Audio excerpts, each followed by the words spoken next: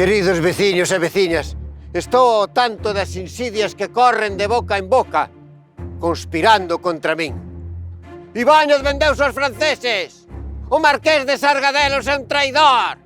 Non lles fagades caso. Se alguén foi infiel, foi ao ministro Universal. Se non fose por Godoy, ninguén me daría licenza para fundar unha fábrica de fundición. E ninguén consentiría outra de Louza desafiando aos ingleses. Grazas a iso fixemos potes para as vosas casas e finos traballos de forxa como a este onde pouso agora as maus. Grazas a iso non tivemos que pasar a vergoña de traelos de Burdeos.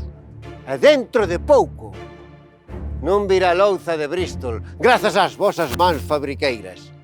Grazas a iso o exército ten municións, metralla e canóns.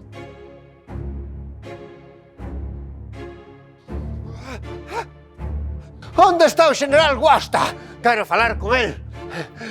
Sabe el que os seus soldados están esfarelando o meu pazo, Quen autoriza que se remexen e se queimen os meus documentos? Onde van? Onde van as miñas fillas e a miña muller? Xosefa! Xosefa! A miña muller! Celestina, Xoana! Fuxide, cativiñas, fuxide coa vosa nai! Ida a Ferreirela dos Oscos e refuxadevos ali!